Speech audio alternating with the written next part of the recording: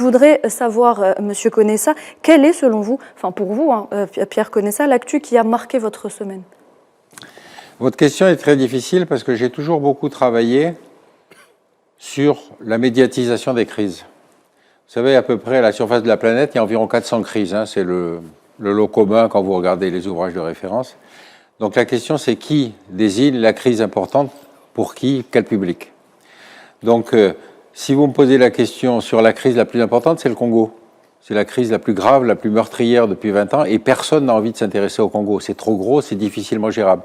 Par contre, si vous pouvez trouver une crise à portée de main dans laquelle vous expliquez que là, c'est très grave, toutes les valeurs de l'univers sont en jeu, là, vous avez ce que j'ai essayé d'analyser dans le complexe militaro-intellectuel, c'est-à-dire des gens qui vont vous dire non, non, la crise importante, c'est celle-là. D'ailleurs, j'en viens, et je vais vous dire qui sont les gentils, qui sont les méchants, et pourquoi on ne peut pas ne pas. Bon, nous, on a un célèbre représentant de commerce qui s'appelle Bernard-Henri Lévy, si vous voulez, qui fait ce travail tous les jours. En 1997, les États-Unis forment et arment un mouvement congolais au Rwanda contre le président en place qui était le président Mobutu. Ils envoient même des conseillers militaires et des mercenaires faire la guerre au Congo pour renverser Mobutu. Nous sommes donc en 1997. Alors, le président en place, Mobutu, s'en va, lâché par tout le monde. Et depuis cette date, le Congo est en guerre. Alors, la semaine dernière, on a sorti un rapport sur les mouvements qui assistent le Rwanda, un des mouvements de résistance qui assiste le Rwanda dans sa colonisation du Congo et dans sa colonisation des ressources extraordinaires du Congo.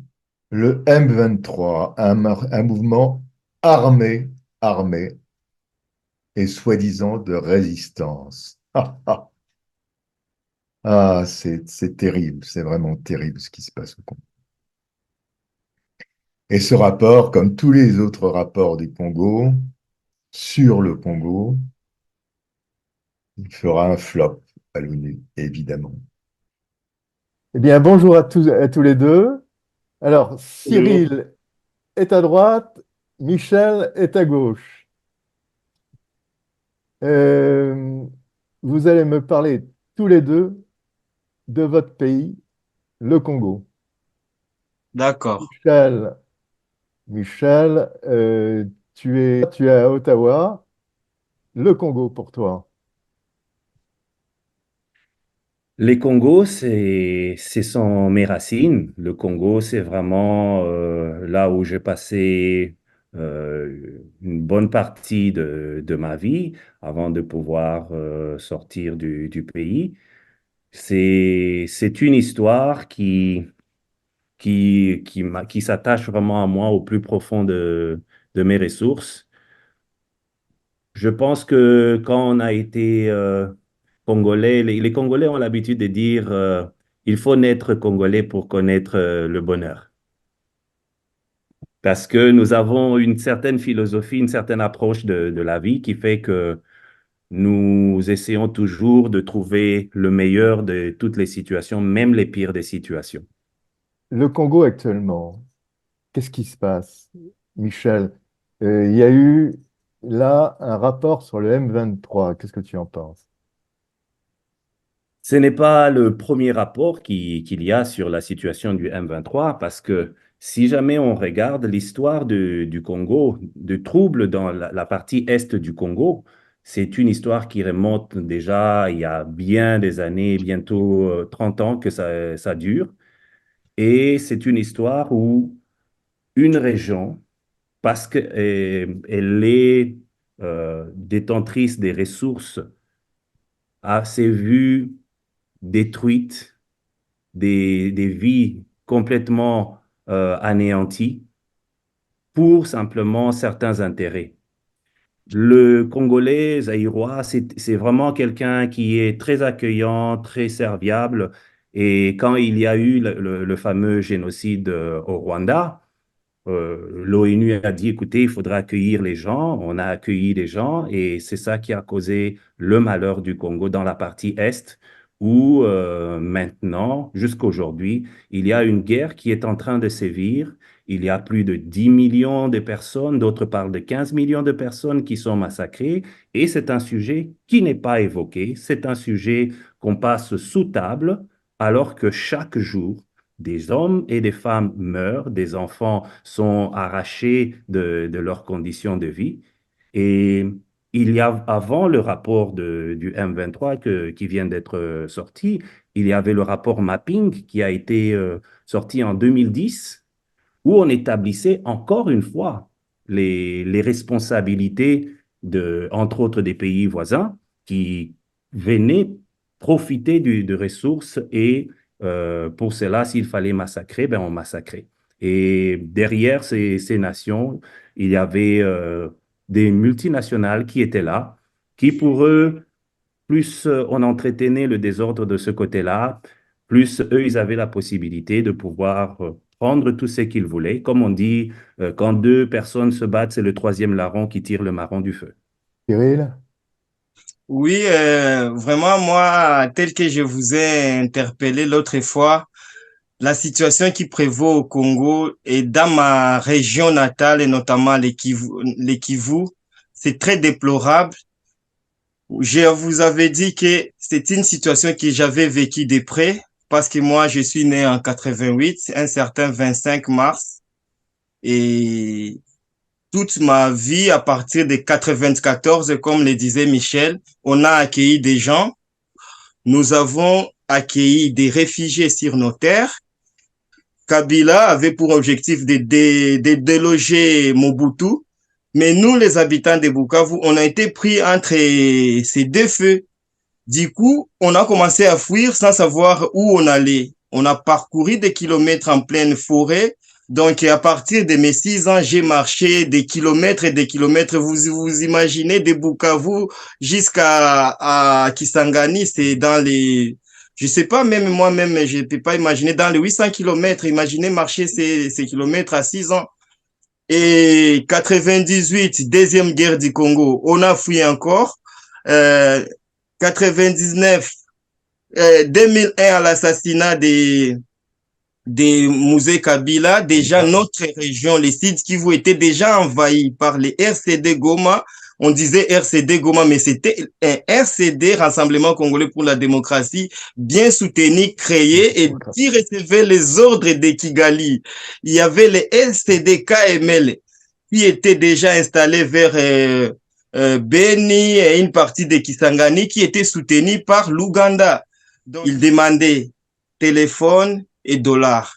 Vous leur donnez, c'était le principe, dollars et téléphone. Vous n'en avez pas, soit c'est une balle, soit c'est une machette. Et ça, nous, on a vécu ça. J'étais à Bukavu en 2006. C'est après 2006, ces exactions-là, en 2008, que j'ai quitté mon pays. Je me suis réfugié d'abord au Burundi, ensuite en Tanzanie, et puis les parcours jusque là où je suis là à Paris. C'est évidemment le Rwanda est derrière des grandes puissances comme les États-Unis qui ont Bien déstabilisé le évidemment. Congo et le Zaïre. Hein, Michel? Absolument, absolument.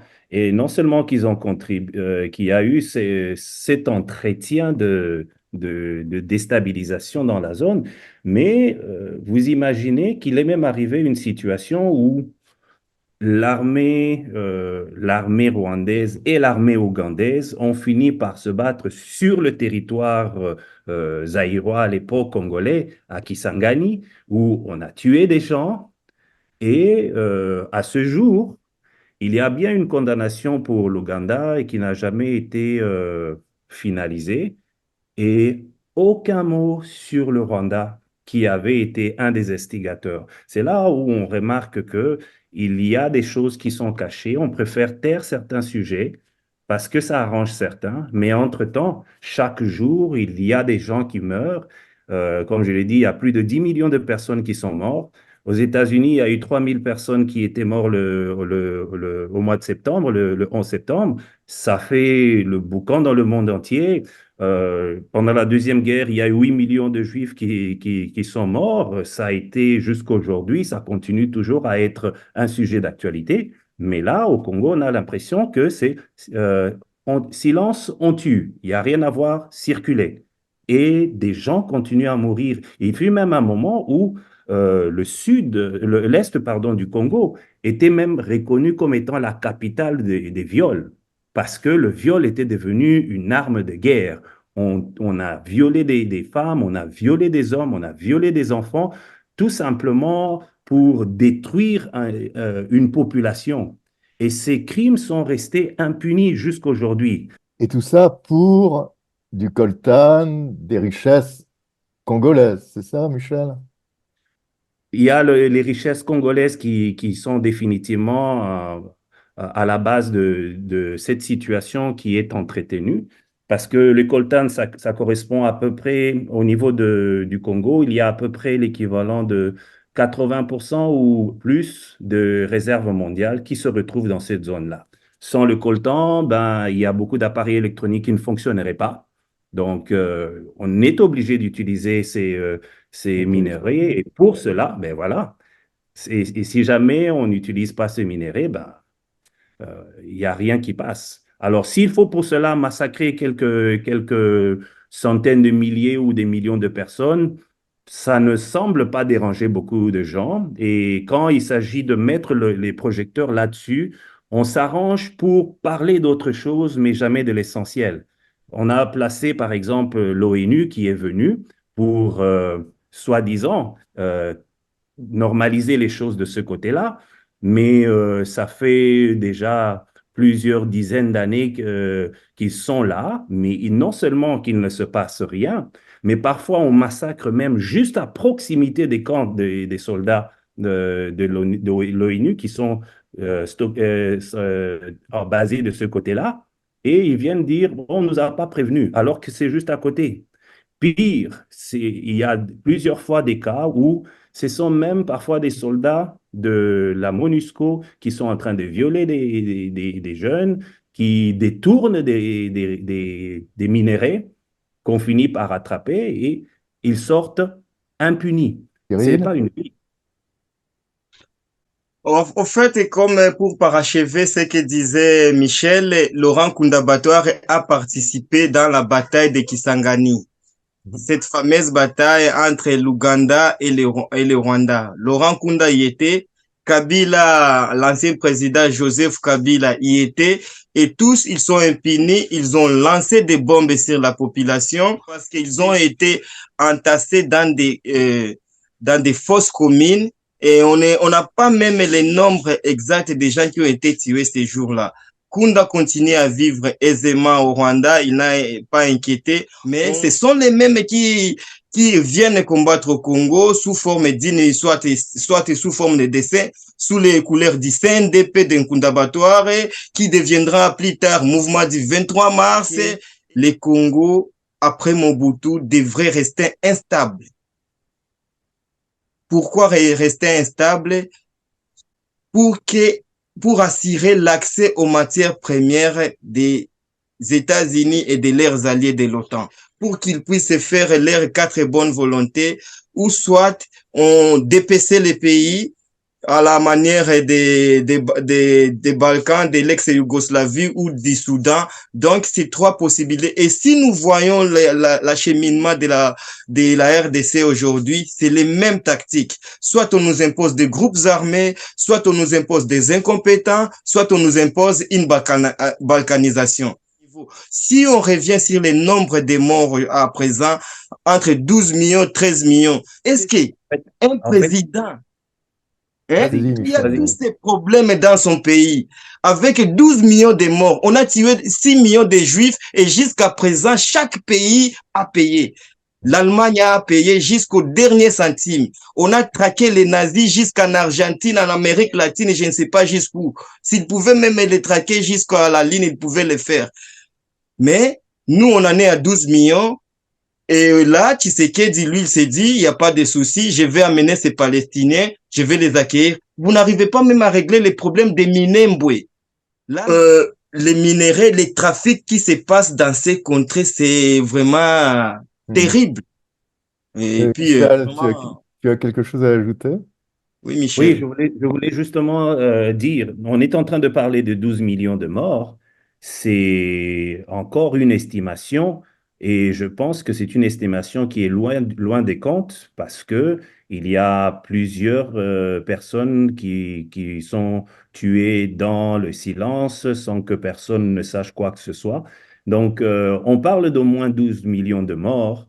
Et c'est quelque chose qui semble ne pas émouvoir des gens, ça semble ne pas être intéressant. On nous parle régulièrement de la communauté internationale, que moi j'appelle la nébuleuse internationale, parce que on ne sait pas très bien exactement ce que c'est. Ça semble être une solution absolue, mais en fait, chacun regarde ses propres intérêts. Et moi, j'ai été scandalisé, par exemple, il y a quelques années, quand M. Sarkozy était président, il était en train carrément de dire, ben, écoutez, il faudrait que le pays est trop grand, il faudrait que les ressources du Congo soient partagées avec les voisins, que les territoires soient partagés avec le voisin. En vertu de quoi? Et Les voisins, personne. les Rwandais. Oui, Les avec Rwandais, les Rwandais en particulier. Pourquoi on devrait faire une chose semblable? Est-ce que je vois mal, par exemple, les Français dire, voilà, on va partager nos ressources avec je sais pas, avec le Tunisien, par exemple, je prends un pays en passant, chacun va dire, ce sont nos ressources, ça doit d'abord subvenir à nos propres besoins. Et par la suite, si jamais il y a possibilité de faire plus avec les autres, on verra. Mais d'abord, que notre population puisse en bénéficier, que notre pays puisse en bénéficier. Mais le pays n'en bénéficie pas, la population n'en bénéficie pas. Le Rwanda est aujourd'hui devenu premier exportateur du coltan, alors qu'ils n'ont pas du coltan chez eux. Et ça passe. Euh, Personne ne trouve cela anormal, personne ne trouve cela immoral. On a suivi le film le diamant de sang, où il fallait retracer le diamant, etc. On peut faire la même chose, mais on ne veut pas le faire parce que ça convient à la situation actuelle. Dernièrement, le président Macron était au Congo. On lui a posé la question, mais la situation qui se passe à l'Est, est-ce que la France va faire quelque chose? Il a fini par dire, ben, écoutez, il y a une date, si après la date d'échéance, le M23 ne respecte pas le traité, alors à ce moment-là, la France va faire quelque chose. Ben, la date est largement passée, mais il n'y a pas eu d'action de la France et il n'y aura rien parce que chacun trouve son intérêt et tant pis si jamais il y a quelques millions de Congolais qui meurent. C'est comme si jamais les Congolais n'étaient pas des êtres humains, c'était pas des personnes qui avaient droit à une vie, à une paix, à un avenir. Des enfants sont traumatisés, des vies sont brisées, des personnes qui ont travaillé peut-être toute leur vie, qui ont tout perdu et même ont perdu leur propre vie. Et ça continue et personne n'en parle. Et c'est ça qui est scandaleux. Oui. Alors, l'avenir, pour vous, comment? l'avenir, Oui. l'avenir pour moi est que Kagame est en train de jouer avec les feux. Il joue avec les feux pourquoi? Il ignore l'histoire. L'histoire Le a président toujours... rwandais. Pardon? Le président rwandais. Président rwandais Kagame, il joue avec les faits parce que si on revient sur l'histoire, l'État indépendant du Congo, il était constitué du Congo, au Rwanda, Urundi. C'est là où on reviendra et c'est là où on saura qui détient les territoires chez qui. Parce que Tout va franchement, exploser. moi, l'avenir du Rwanda est incertain s'il continue à jouer les jeux des Occidentaux. Kagame n'est pas immortel. Bientôt, demain ou après-demain, il partira comme tout le monde. Et soit qu'ils acceptent, il devrait pour son avenir et l'avenir de son peuple, il doit faire une vraie réconciliation et arrêter de sous-entendre qu'il y a des génocidaires qu'il est en train de pourchasser au Congo. Il n'y en a plus de génocidaires. Faisons un petit calcul, Philippe. Soit ils sont morts, soit ils sont chez eux, et tous ceux qui sont au Congo, c'est des Congolais. C'est à nous maintenant de prendre les choses en main, c'est ce qu'on est en train de faire, de prendre les choses en main. Michel, quoi, l'avenir du Quel Congo? avenir? Ben, écoutez, en termes d'avenir, il faudrait déjà que les règles de jeu soient clairement définies. Ouais. On demande par exemple parce que c'est ça le prétexte qui est donné, écoutez, il faudrait négocier avec toutes les milices, avec toutes les tendances, etc. Mais cette même exigence n'est pas par exemple présentée au gouvernement rwandais de négocier avec leurs génocidaires, à moins que leurs génocidaires aient bu de la potion de la fontaine de Jouvence, où ils seraient éternellement jeunes. Je ne pense pas qu'ils sont encore aussi jeunes qu'ils l'étaient et ils devraient pouvoir rentrer dans leur pays et il faudrait que les Rwandais puissent régler le problème entre eux et qu'ils laissent le Congo tranquille. Parce que au-delà de tout ce qu'on peut dire, il y a une population qui est en train de subir le martyre chaque jour. Chaque jour qui passe, depuis plusieurs dizaines d'années, plusieurs vingtaines d'années, la situation se perpétue au su et au vu de tout le monde et personne ne laisse rien se décanter. Alors, ce qu'il faudrait, c'est que le Congolais puisse se prendre en charge. Nous avons, nous avons eu la faiblesse de dire, bon, la communauté internationale va faire quelque chose. La communauté internationale n'est pas intéressée de faire quelque chose. Nous avons eu la faiblesse de croire le droit de l'homme, etc. Le droit de l'homme n'a pas, même si jamais on en parle, il n'y a rien qui est fait sur le terrain. On a compté sur l'ONU. L'ONU est là depuis presque 30 ans, mais la situation ne s'est jamais décantée. Il est temps que le Congolais se prenne en charge et il est temps que le Congolais cesse d'attendre que des solutions viennent des autres. C'est eux-mêmes qui doivent se prendre en charge et se dresser. Si jamais on doit encore en éliminer certains, ils vont être éliminés, mais on n'éliminera pas toute une population. Et il est temps, il n'y a personne qui va défendre les intérêts des Congolais mieux que les Congolais. Il n'y a personne qui va se battre pour la prospérité et la sécurité du Congo mieux que le Congolais. Donc, c'est aux Congolais de s'assumer, de prendre toutes ces ressources et de travailler par rapport à cela. Cessons d'attendre les solutions des autres, nous-mêmes produisons nos solutions. Même si jamais on met des bâtons dans les roues, vous savez, il n'y a pas si longtemps que le Congo a eu le droit d'exporter, d'acheter des armes parce qu'il y avait un embargo qui interdisait le Congo, bien qu'ils étaient agressés, de pouvoir acheter des armes. Et si jamais ils devaient acheter des armes, on devait retracer toutes ces armes. Cette même condition n'a jamais été appliquée chez les autres. Comme disait quelqu'un, les nations n'ont pas d'amis, ils ont des intérêts. Tant que les intérêts des autres nations seront en leur faveur, ils ne parleront pas pour le Congo. Et c'est donc aux Congolais de pouvoir s'assumer. C'est aux Congolais de s'organiser comme des associations dans la diaspora. C'est aux Congolais de pouvoir parler encore, répéter encore, attirer l'attention sur ce qui se passe encore aujourd'hui à l'est du Congo, parce qu'il n'y a personne d'autre qui parlera pour eux. On a quelques personnes qui sont en train de mettre l'accent, aussi bien des Congolais, je pense par exemple à un compatriote qui est à Montréal, Patrick Mbeko, qui parle régulièrement de la chose. Je pense à un autre frère africain qui est Charles Onana, qui est vraiment qui passe même d'ailleurs pour être un expert dans les domaines. Il a même écrit dans son dernier livre, L'Holocauste, Silence on tue au Congo, où il donne même des documents. Si vous avez le livre, vous pouvez voir des documents qui montrent toutes les machinations qui sont faites. Il faudrait qu'on en parle. À force de taper sur un clou, il finit par s'enfoncer. Et donc, nous, à force d'en parler, de ne jamais nous taire, de continuer à évoquer le sujet, à chaque occasion, la chose finira par se faire entendre et on finira par avoir gain de cause.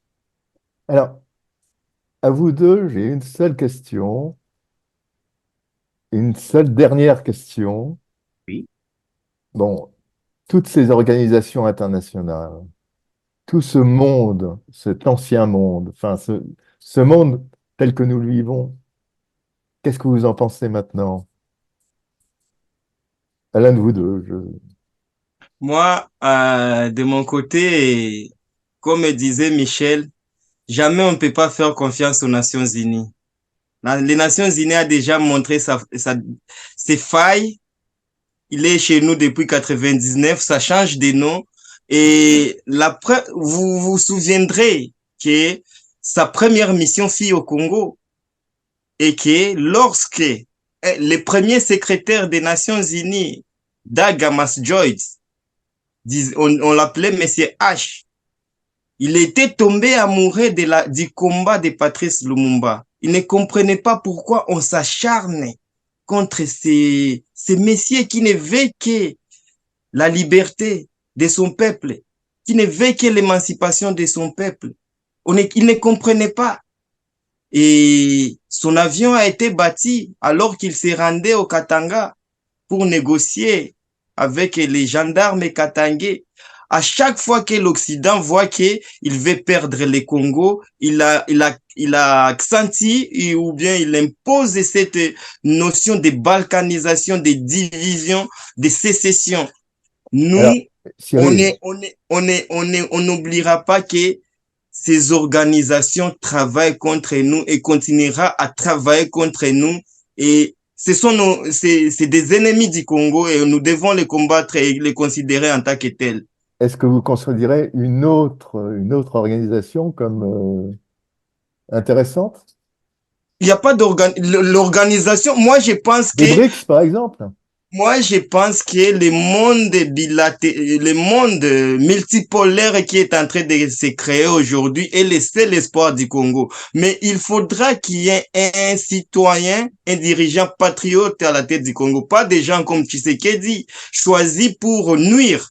Michel, Bon, qu'est-ce que tu penses, toi, de cette organisation, ces organisations internationales et surtout, bah, du monde, il est en train de basculer quand même un peu. le monde est en train de basculer et je pense que c'est une bonne chose. Ça permet aux cartes d'être redistribuées. Parce que pour le moment, toutes les cartes étaient détenues dans une seule main et qui déterminait qui devait faire quoi.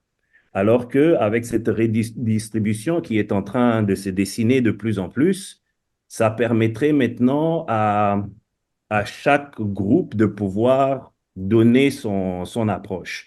L'ONU, c'est une bonne organisation, mais on a eu l'occasion de voir, surtout depuis à peu près une vingtaine d'années, on a eu l'occasion de voir ses limites.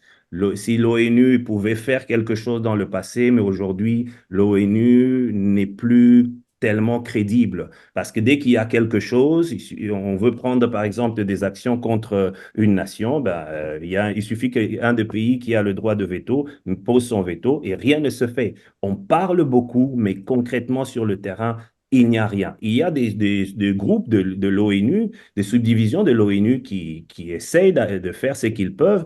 Par exemple, moi, j'ai personnellement été réfugié quand j'avais 11 ans, pendant ce qui a été appelé la première guerre du Zaïre, la guerre de 80 jours en 77. Il y avait des organismes de ce genre et je sais que jusqu'à aujourd'hui, ils agissent un peu partout dans le monde euh, où on vient assister les réfugiés, on vient les soutenir, on vient leur fournir le nécessaire. C'est bien, c'est comme donner un pain à quelqu'un qui a faim, mais son lendemain n'est pas garanti par ce pain-là. Est-ce que le BRICS ferait mieux? C'est possible, ça peut donner une redistribution des cartes, mais encore une fois, les nations n'ont pas d'amitié, ils ont des intérêts. Bien Tant que sûr. ça sera dans leurs intérêts, ils vont pouvoir vous épauler, comme c'est le cas, par exemple, présentement avec le gouvernement rwandais. Et j'insiste en parlant de gouvernement rwandais, c'est pas nécessairement que tous les Rwandais sont mauvais, ce serait pas exact. C'est le gouvernement en place qui a défini sa façon de diriger le pays et qui empiète sur le nôtre. Et à cause de cela, ben, euh, ils agissent en toute impunité. La redistribution de cartes pourrait faire que, bon, ceux qui les soutenaient, qui les protégeaient, vont maintenant avoir des réserves. Et si le BRICS peut apporter ce plus-là, pourquoi pas?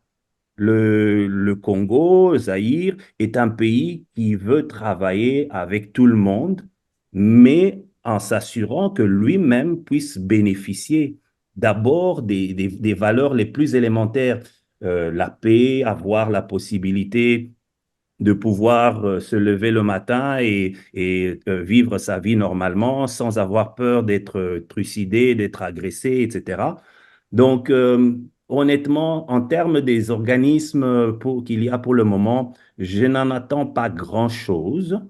J'attends surtout d'abord que les Congolais se prennent en charge. Et ça, pour moi, ça serait vraiment la clé de tout. Il n'y a personne qui va mieux défendre la cause du Congo que le Congolais lui-même.